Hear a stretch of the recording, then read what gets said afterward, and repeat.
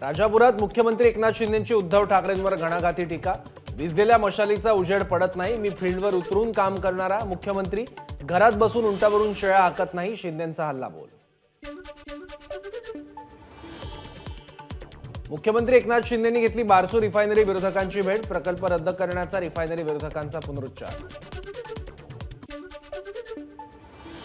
रत्नागिरीमध्ये मुख्यमंत्र्यांनी विरोधक आणि समर्थकांची घेतली भेट, रिफायनरी कोकणात नकोच, विरोधक मागणीवर ठाम, तर शेतकऱ्यांवर कोणताही अन्याय होऊ देणार नाही, मुख्यमंत्र्यांचं आश्वासन। नाशिकमध्ये मुख्यमंत्र्यांसमोर अंगणवाडी सेविकांनी फोडला टाहो, मुख्यमंत्री तपोवनात पाहणी करताना अंगणवाडी सेविकांनी रडतच घातला गोंधळ। अंगणवाडी सेविकांच्या व्यथा जाणून घेतल्या, त्यावर मार्ग काढण्याचं काम सुरू, उपमुख्यमंत्री फडणवीसांची माहिती। अंगणवाडी सेविकांच्या मानधनात वाढ केल्याचीही फडणवीसांची माहिती। धाराशिव आणि परभणीसह मराठवाड्यातील मुख्यमंत्र्यांच्या सभा रद्द, मात्र हिंगोलीतील सभा होणार, मराठवाडा संपर्क प्रमुख आनंद जाधव यांची माहिती। शिवसेना आमदार अपात्रता प्रकरणाचा निकाल 10 जानेवारीला, शाब्दिक त्रुटी दूर करण्याचं काम सुरू। शिवसेना आमदार अपात्रतेचा निर्णय लवकरच लागेल, आम्हीही त्या निर्णयाची आतुरतेने वाट पाहतोय, तानाजी सावंतांचं वक्तव्य। आम्हाला अपात्र केलं तर आम्ही सर्वोच्च न्यायालयात धाव घेऊ, ठाकरे गटाचे सचिव अनिल देसाईंचं वक्तव्य। तर निकालाआधी राहुल नार्वेकर मुख्यमंत्र्यांना भेटतातच कसे, देसाईंचा सवाल। सुप्रीम कोर्टाने दिलेल्या निकालानुसार 10 जानेवारीला शिंदे गटातील आमदार अपात्र होतील, ठाकरे गटाचे आमदार वैभव नाईक यांचा दावा। तलाठी भरती संदर्भात या आठवड्यात मेरिट लिस्ट लागणार, भरती प्रक्रियेमध्ये कुठलीही अनियमितता झालेली नाही, तर वाढीव गुण हा मूल्यांकनाचा एक भाग, महसूल विभागातील वरिष्ठ अधिकाऱ्यांची माहिती।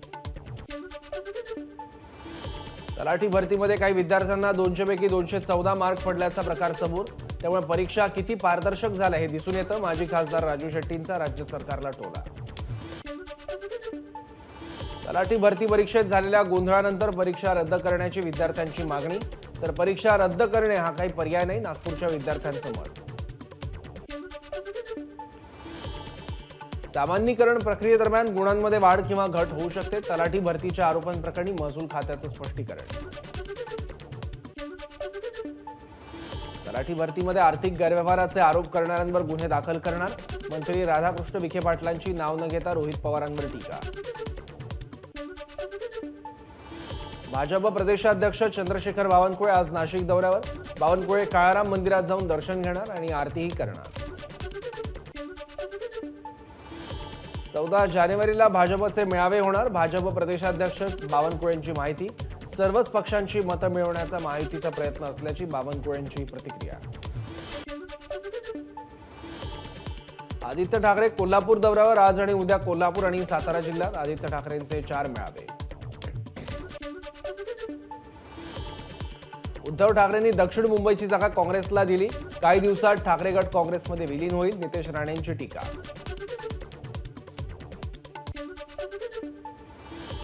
मवियाचं जागा वाटप ठरलं नाही तर सर्व 48 जागा लढवणार, प्रकाश आंबेडकरांचा इशारा। राम मंदिर सोहळ्याच्या आमंत्रणाची वाट पाहतोय, वंचितचे अध्यक्ष प्रकाश आंबेडकरांचं वक्तव्य। 22 तारखेला दिवाळी साजरी करण्याचं मोदींचं आवाहन, तर दिवाळी साजरी करण्यासाठी गरिबांना 1000 रुपये द्या, आंबेडकरांची मागणी।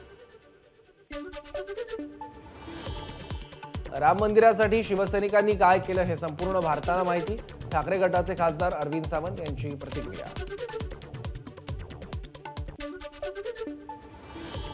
भाजपच्या उमेदवाराविरोधात जास्तीत जास्त उमेदवार उभे करणार, काँग्रेस नेते पृथ्वीराज चव्हाण यांचं वक्तव्य। तर राम मंदिराच्या मुद्द्यावर निवडणूक होईल पण त्याचा फायदा होणार नाही, चव्हाणांचा भाजपला टोला। हिम्मत असेल तर माझ्यावर कारवाई करा, जितेंद्र आव्हाडांचं अजित पवारांना आव्हान। अजित पवारांना जातीयवाद येत असेल तर तात्काळ माझ्यावर कारवाई करा, आव्हाडांचा इशारा। भाजप आमदार नितेश राणेंनी घेतली शरद मोहोळच्या पत्नीची सांत्वनपर भेट, मोहोळ कुटुंबीय नेहमीच हिंदूंच्या पाठीशी उभं राहिल्याचं केलं वक्तव्य। महात्मा फुले आणि सावित्रीबाई फुले यांच्या पुण्यातील स्मारकाच्या विकास आराखड्यांचा उपमुख्यमंत्री अजित पवारांनी घेतला आढावा, हे स्मारक त्यांचं व्यक्तिमत्व आणि कार्याला न्याय देणारं असेल, अजित पवारांचं वक्तव्य। मी 4 वेळेस निवडून येऊन मला मंत्रिपद मिळालं नाही, पण संजय बनसोडे पहिल्याच वेळेस आमदार होऊन मंत्री झाले, आमदार विक्रम काळेंचं वक्तव्य। मुख्यमंत्री किती तास काम करतात हे आधी सुप्रिया सुळेंनी पाहावं, आमदार संजय गायकवाडांचं वक्तव्य. सुप्रिया सुळेंना सगळं काही वडिलांकडून मिळालं, पण एकनाथ शिंदेंनी स्वतःच्या मेहनतीतून सगळं उभं केलंय. संजय गायकवाडांची सुळेंवर टीका. जे शिवसैनिक म्हणून मिरवत आहेत त्यांना विचारा तुमचा पक्ष कुठे आहे. शीतल म्हात्रेंचा ठाकरे गटाला टोला. तर मुख्यमंत्री सोन्याचा चमचा घेऊन जन्माला आले नाहीत, म्हात्रेंची ठाकरेंवर टीका. आम्हाला आता परत जायची हौस नाही, परत जाण्यासाठी आम्ही शिवसेना सोडली नाही, संजय गायकवाडांचं वक्तव्य. तर ज्यावेळी मातोश्रीवर खोके पोहोचत होते तेव्हा बरं वाटत होतं का? इतके दिवस याच खोक्यांमुळे मातोश्री चालली, गायकवाडांचा आरोप. अजित पवार आता सिनियर सिटीजन, सुप्रिया सुळेंचा अजित पवारांना टोला. तर शांत बसून सहन करणं याला जास्त ताकद लागते, सुप्रिया सुळेंची टीका. लोकसभेला केंद्रात भाजप आलं नाही तर अजित पवारांसोबत गेलेले सर्व आमदार पुन्हा शरद पवारांची माफी मागतील, माजी मंत्री राजेश टोपेंचा दावा. परमिट रूम आणि बिअर बारच्या बाहेर आरोग्य तरुणाईचं वैभव महाराष्ट्राचं असे बोर्ड लावा, आरोग्यमंत्री तानाजी सावंत यांचे आरोग्य विभागाला निर्देश. तर तरुणांनी व्यसनाच्या आहारी जाऊ नका, सावंत यांचा सल्ला. महायुतीमध्ये यवतमाळ वाशिम लोकसभा मतदारसंघाची जागा कोणाला सुटेल हा तिढा कायम. कितीही मागणी आणि चर्चा झाली तरी मलाच मतदारसंघाची उमेदवारी मिळणार, खासदार भावना गवळींना विश्वास. मनोज जरांगे सध्या बीड जिल्ह्याच्या दौऱ्यावर. गेवराईतल्या बंगाली पिंपळा गावात जरांगेंचं जल्लोषात स्वागत. गावकऱ्यांनी काढली ट्रॅक्टर रॅली, यामध्ये गावातील तरुणांचा मोठा सहभाग. मराठा समाजाकडून करण्यात आलेल्या गावबंदीवर अशोक चव्हाणांची टीका. भाजपचे लोक जात असताना गावबंदी नसते, केवळ काँग्रेसच्या नेत्यांनाच गावबंदी असते का, अशोक चव्हाणांचा सवाल. परभणीत 13 जानेवारीला अजित पवारांचा युवा संकल्प मेळावा संपन्न होणार, मंत्री संजय बनसोडेंची माहिती. तर मनोज जरांगेंनी जरा संयमानं घ्यावा, बनसोडेंचा सल्ला. 12 जानेवारीला होणाऱ्या युवा महोत्सवासाठी पंतप्रधान मोदी उपस्थित राहणार. देशभरातील 8,000 विद्यार्थी नाशिकमध्ये येतील. या कार्यक्रमाची जोरदार तयारी सुरू असल्याची मुख्यमंत्र्यांची माहिती. जिल्हा मध्यवर्ती बँक घोटाळा प्रकरणी काँग्रेस नेते आणि आमदार सुनील केदार यांच्या जामीन अर्जावर आज नागपूर खंडपीठात सुनावणीची शक्यता. केदार यांना दिलासा मिळणार का याकडे लक्ष.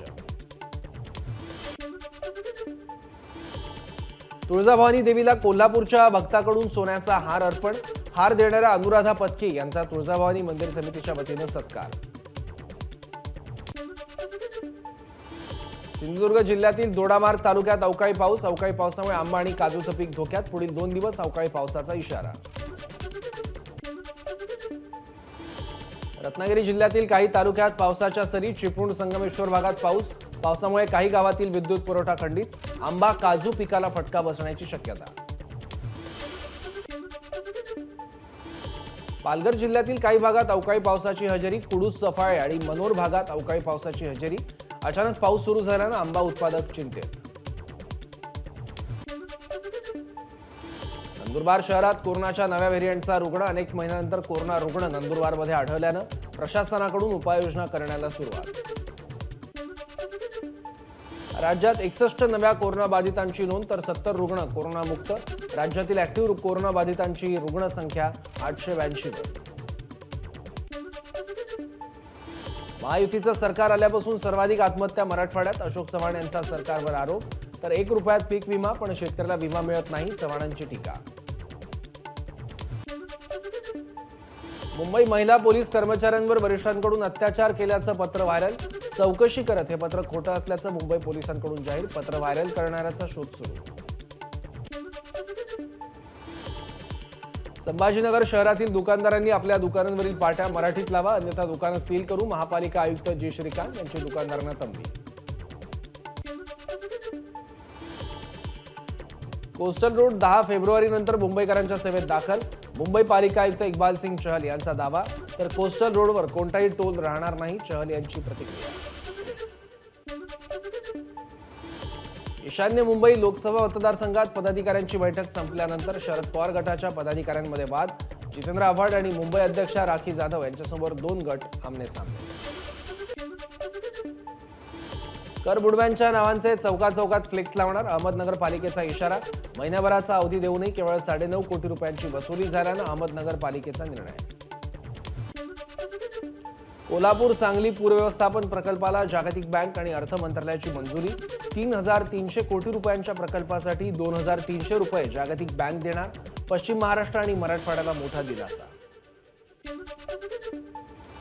वैनगंगा नळगंगा नदीजोड प्रकल्प विदर्भासाठी जलसमृद्धी महामार्ग ठरणार.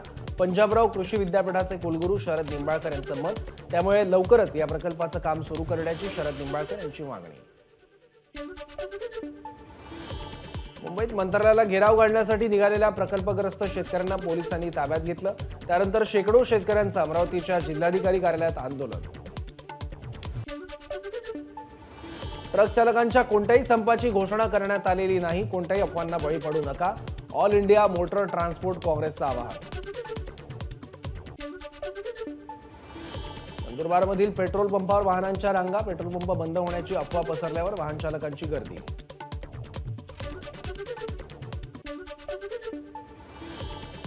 मुख्यमंत्री एकनाथ शिंदेंचा वेळ मिळत नसल्यानं म्हाडा कोकण मंडळाची सोडत रखडली.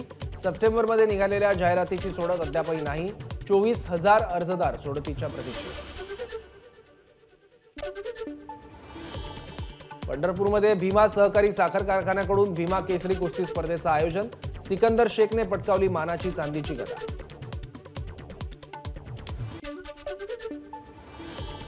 भाजपचं नवं पणती अभियान. संकल्प 1 लाख दिव्यांचा. 22 जानेवारीला दिवाळी साजरी करण्याच्या अंतर्गत 1 लाख कुटुंबांना भाजप दिवे वाटप करणार.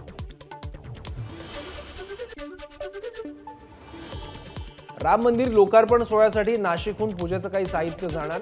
कापसे फाउंडेशनच्या गोशाळेतून 251 किलो शुद्ध तूप.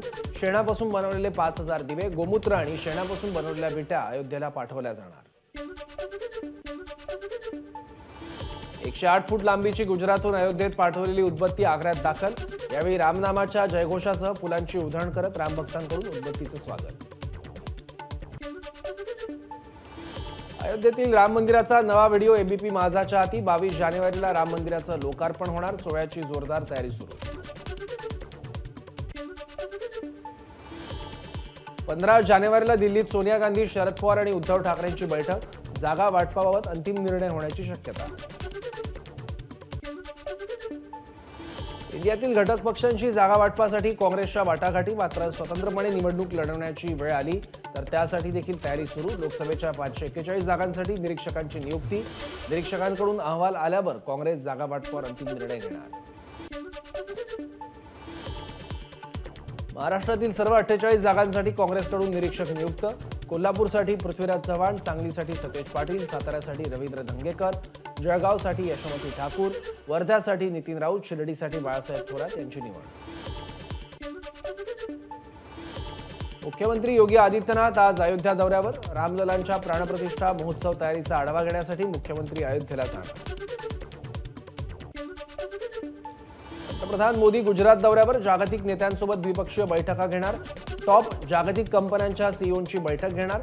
तर व्हायब्रंट गुजरात ग्लोबल ट्रेड शोचं उद्घाटन पंतप्रधानांच्या हस्ते होणार. अभिनेता रणदीप हुड्डाला 22 जानेवारी रोजी होणाऱ्या राम मंदिराच्या प्राणप्रतिष्ठा सोहळ्याचं निमंत्रण. मोहम्मद शमीसह 26 खेळाडूंना मिळणार अर्जुन पुरस्कार. राष्ट्रपती द्रौपदी मुर्मू यांच्या हस्ते पुरस्कार दिले जाणार. एबीपी माझा, उघडा डोळे बघा नीट.